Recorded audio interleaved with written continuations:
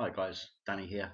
Thanks for coming back to check out my latest video regarding the interview that was planned with Adam Todd, CEO of Digitex Futures Exchange.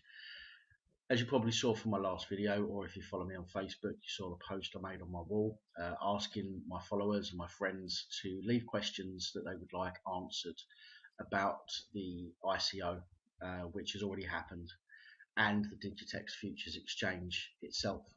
Uh, I had quite a good response. I had a lot of questions that people wanted to ask. I wrote down the ones that I felt were the most important ones, and um, and I was waiting for uh, the interview to take place. Now, when I initially contacted Adam Todd, I sent a message through Facebook to his Facebook page, um, asking him to do a video interview with me. Uh, to answer the questions that people had, because there were people on both sides of the fence. Okay, not too sure about the platform itself or the person behind it, and I wanted to find out a little bit more about the person. So I reached out to Adam through Facebook, but then I also emailed through the email address on the Digitex Futures Exchange website. I had a response, but I'll just show you quickly the email that I sent to Adam at Digitex Futures. So it says, "Hi Adam, hope things are going well with the Digitex token launch preparations. My name is Daniel. I sent you a message through Facebook, but I thought I'd reach out to you this way in the hope that we can arrange to have a chat about the Digitex Futures platform and the token sale. I'm an internet marketer with a following, and many people who follow me are huge marketers. I've already registered with the platform for the token sale, as have some of my connections, but there seems to be some mixed feelings, and I thought it would be a great opportunity to get those issues answered, and also a great opportunity for promotion of the platform. I appreciate that you're incredibly busy with the token sale preparations, but if you could spare me 30 minutes at some point over the next few days, that would be great. I'm based in the UK, but we can arrange a mutually agreeable time to set this up, so I may have a short interview with you. Thanks for your consideration." That's what I sent on January the 14th. That was a Sunday, January the 14th. Then I'll show you the message that I sent to Adam on um, Facebook as well. So the message that I sent to Adam was basically the same as the message that I sent to the email address on the Digitex website. It just says, "Hi Adam, my name is Daniel. You're in the UK. I'm a marketer, crypto trader, and crypto enthusiast, and I've recently registered with Digitex Trading for the token sale. Now, I appreciate that the token sale starting imminently. However, I wonder if you'll be able to spare some time over the next few days to come on video with me and do a short interview and allow my followers to ask some questions. I have a reasonable following, and a lot of my followers are big marketers, some of which are already registered with Digitex for the token sale, and others who are on the fence. I've seen a lot of negativity from some marketers, and I wonder if this would give you the opportunity to respond to some of the negativity, and also it will help to promote Digitex. If you can let me know, then I will create some posts asking people to leave their questions, which I can ask you on video. Thank you." So clearly made it clear that it was a recorded video interview. So anyway, the message that I received from uh, Jen Todd, okay, so I'm presuming this is his wife. It says, "Dear Daniel, thank you very much for your interest in Digitex. Adam asked me to reach out to you and set up a time for a call. Tomorrow will most likely be very busy, but please let me know your availability on Tuesday and Wednesday, and we will get something on the calendar. In the meantime, here's a link to Adam's latest video, which may answer some of your questions." I've already watched that video. It doesn't answer the questions that I had um, from my followers, which I did explain to her. So the next email that we received after that, and that was on the 15th of January. The next email we received was on the next email I sent was, "Hi Jen, thank you so much for your reply. I do appreciate just how busy you guys must be right now, and I'm thankful you can find the time to speak with me, not just for me, but for the many people I know who are interested in the Digitex business. I've seen the video linked to prior to now, and although it does answer some of the questions, there are others that are being asked by people who are looking to follow me into the Digitex platform token sale. I'm going to reach out to my contacts and followers and get some questions from them that they would like to ask. I will contact you tomorrow with the times I'm available on Tuesday and Wednesday. Thanks once again, Daniel Elliott. I then had the response on the same day. Hello, Daniel. Sounds perfect. Just keep me posted on timing and we will get something on the calendar. Tuesday is best, or 9 a.m. or 10 p.m.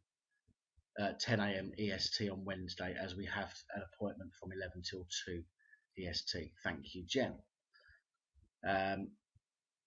I then responded 9 a.m. ET is 2 p.m. GMT, my local time zone. So if Adam is available on Wednesday at that time, that would be great. I've reached out to my contacts so I can ensure that the relevant questions are being asked. But as a heads up, I would like the chat to go like this. So then I just explained that I would, how the interview would go. So it would be an initial welcome and thank you for agreeing to chat. Congratulations on the token sale. Find out a bit about the man behind Digitex. A selection of questions from myself and my connections about the platform, the business and the future, and then the conclusion of the interview. And then I've just said I will endeavour to keep the interview short but not hurried. I hope this is suitable for Adam and the Digitex team. I'll send a private webinar link before 9 a.m. ET on Wednesday to this email address.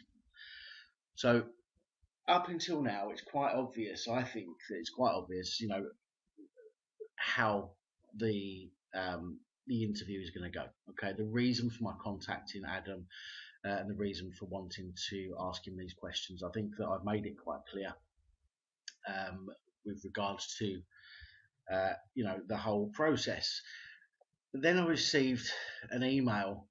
The following day, I received an email from Jen saying, "Hello, Daniel. Thank you very much for reaching out again. And while we appreciate the sincere interest in Digitex, I was not aware until just now that you have already been marketing this as a Q&A with Adam and that it will be recorded." Now, I did say in my message to Adam on Facebook, and I think I made it quite clear that the Q&A will be questions and answers that people will want to know and people will want to hear. I think it's quite obvious, or I think it's quite apparent that I would record in some way, shape, or form the discussion that I have with Adam. Albeit I already explained in the message through Facebook that it would be a video recording. And then she went on to say, that said, I will have to speak to the team as I'm not sure this is something that we want to participate in. Apologies, but from your initial email, it sounded as though you just wanted to have a conversation to learn more and then pass along any information to your following. Now, maybe this is just my way of thinking, I'm not entirely sure, but as far as I'm concerned, if somebody wanted to speak to me and pass on the responses that I give to questions, I think I would prefer it to be in a video format. Now, simply for the sole reason that my words cannot be confused. Okay, they cannot be changed or altered in any way, shape, or form. Okay, it means that whatever I say cannot be misinterpreted. Okay, whereas if I'm just jotting something down and then I share those typed out questions, what does that prove? What does that, what kind of information does that give to people? It doesn't give anybody anything solid to make their informed decision on. Okay, I could have said that I'm having an interview with Adam. I could have just lied about what I said and what his responses are if it's just typed out in a Facebook post. So to me, I think it's quite obvious and quite apparent that anybody that wants to do an interview with somebody about in this industry, in this space, it's going to be recorded. But for Digitex Futures to turn around and say that I'm not sure it's something that we want to participate in, makes me wonder personally why they don't want to be asked questions. Now, I'm not suggesting in this video, I'm not suggesting whether there is a underlying problem. with Digitex and the platform and the people behind it. That's not what this video is about. This video is just about giving you the facts, okay? Because that's what I do.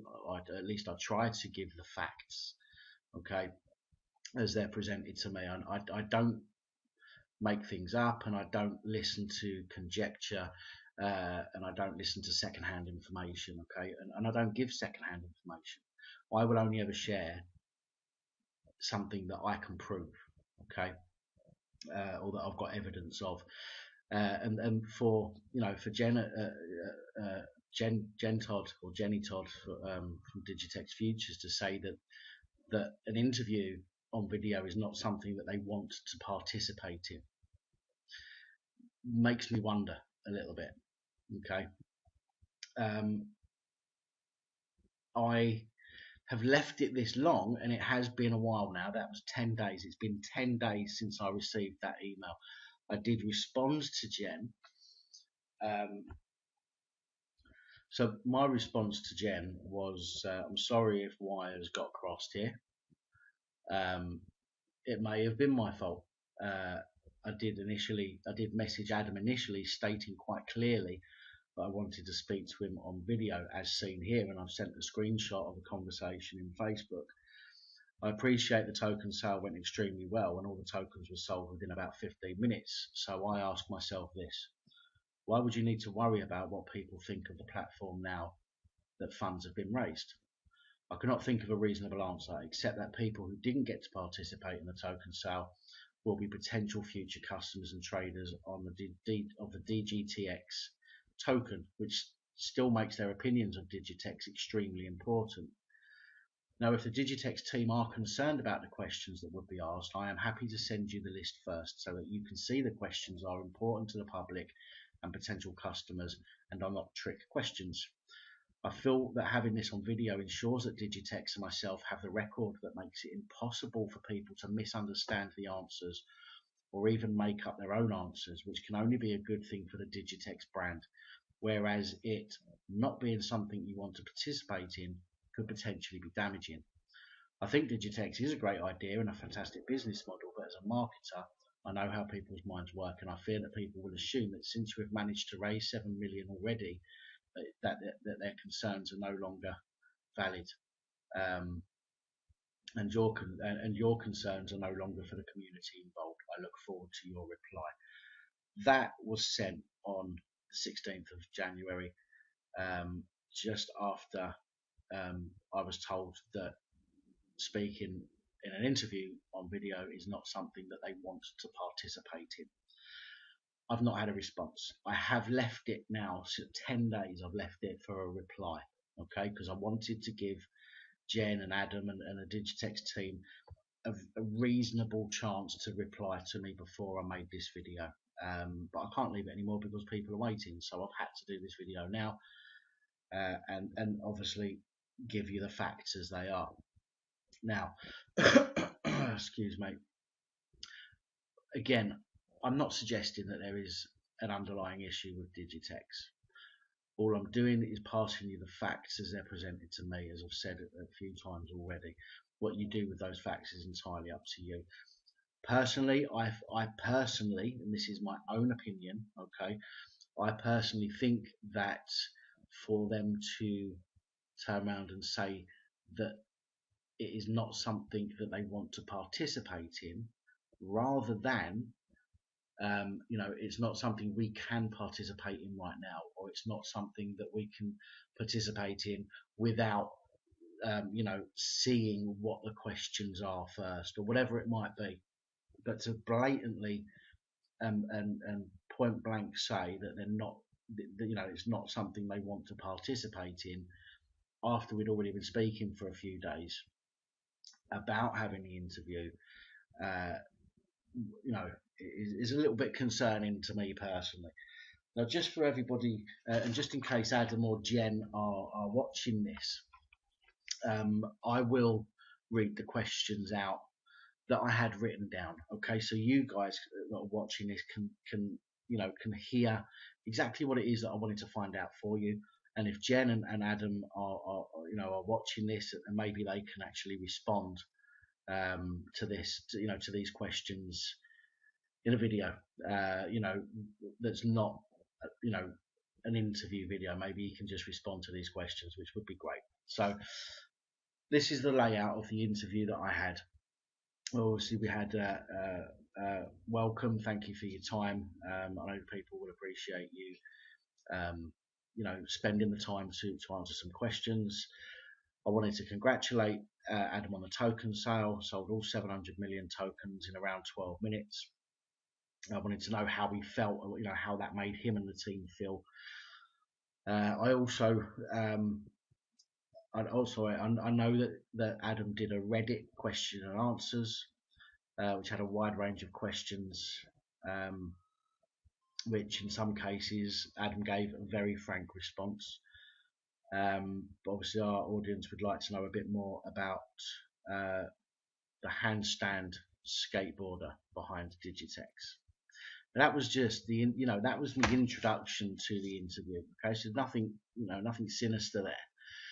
And then I wanted to ask him about his background. I wanted to dig a little bit deeper into his background. Okay, so we knew what made him um,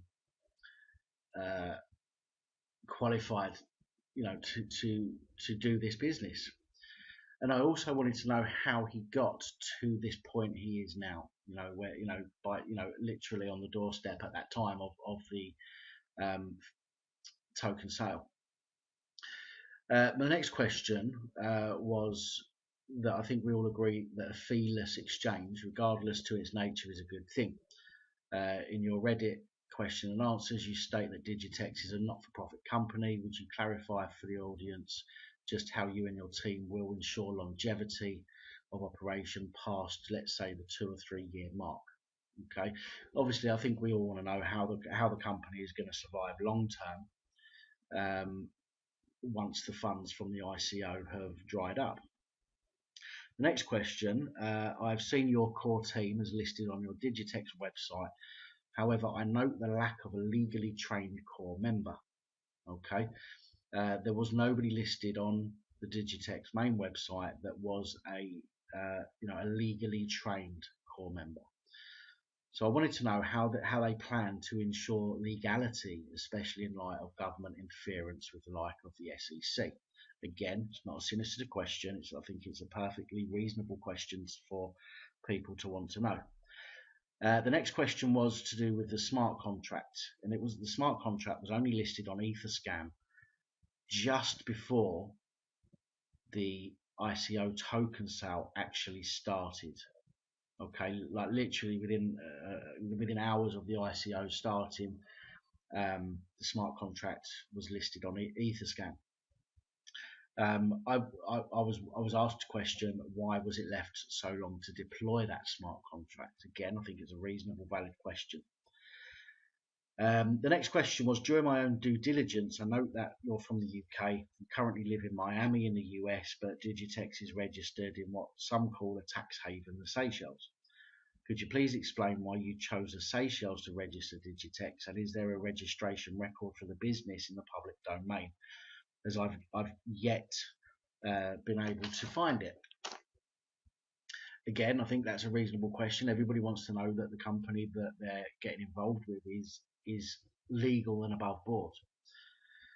The next question is: I've heard reports that the Digitex website is built using WordPress. Now, although I think I already know the answer to this, I wonder if you could explain to our audience if this is indeed the case, if this poses a security issue, and if this is the backbone of the Digitex exchange once it is released, and how will this affect the future trading platform?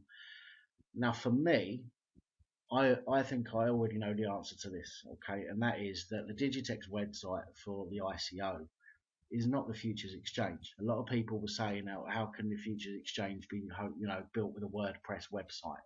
Well, the ICO token website isn't the futures exchange. Futures exchange, is a completely different website. WordPress is can be quite secure if you know what you're doing and you've got the right people, securing it for you. but there is no way that the Digitex futures trading platform can be built using WordPress. But it's a question that was asked. So again, I just wanted to know. I wanted Adam to clarify that for me. Okay. And then back to the core team. Checking LinkedIn profiles from the links in the Digitex website shows little, or in most cases, no association to the Digitex platform. Jackie Lucy mentions an affiliation to Adam Todd online, but nothing about Digitex. Can you explain to the audience why the core team have not listed Digitex as a current project? Again, if how we want to put trust in a business and the team behind that business. If those people behind that business are not, haven't got the trust in that business themselves to show on their public profiles that they're involved in the project, that to me is a bit of a red flag. But it's an important question. And then the last question I have is, have you already applied to exchanges to list the DGTX token? And do you have an exact date for the token release? Now, those are the questions that were asked by people that follow me, by my contacts. Those are the ones that wanted answering the most, okay, out of all of the questions that I received. And that's it. That is the questions that I wanted to ask. There's nothing sinister. There is nothing backhanded or underhanded. There is nothing there to try and embarrass or call Adam out on as such. They are legitimate questions that people want to know. But even though it was agreed that we would have our chat, they turned around and said, right at the last minute, they turned around and said, I'm not sure this is something that we want to participate in.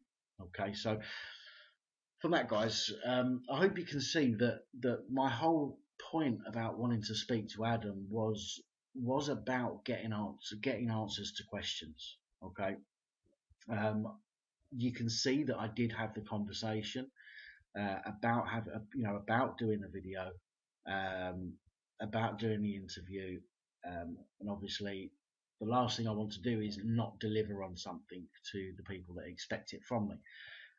But I've done what I can. As I say, I've left it 10 days now for a response from Jen from Digitex Futures or from Adam, and I've not had a response after explaining that I was quite happy for them to see the questions before the interview, but no, absolutely nothing. So I'm afraid, and I'm a little embarrassed to say that the interview didn't go ahead, as you can quite clearly see. I hope that if Adam or Jen or any of the team see this video and they hear the questions that I've just read out, I hope that maybe they'll be able to respond to those questions, maybe even tag me or send me a link to the video that I can then share with people. But yeah, I did register for the ICO, the Digitex ICO. However, I didn't quite get in on time. It wouldn't take my payment. I was, there were so many people wanting to buy the tokens. There's lots and lots of people that didn't manage to get any tokens. Now, in some cases, I would have been a bit upset that I didn't get in. But in the case of Digitex, I'm not overly concerned that I didn't get in at the moment, because to me, for the owners of the company to tell me they're happy to speak to me and then to turn around and say no, point blank, we do not want to participate in this, that raises a bit of a red flag for me, and so I'm not overly concerned that I didn't get in. If all goes well and Digitex takes off and the platform's released and it works and everything else, and the DGTX tokens go on the exchanges, then I can get involved at a later date. But at the moment, I'm not overly upset that I wasn't able to get tokens. I've been able to put my money towards tokens where I have been able to speak to the core team, or, and the director behind the company. So there we go. There we have it. I didn't want to leave it after saying I was going to do the interview. I didn't want to leave it, and not explain to you what's happened or why. So there we go.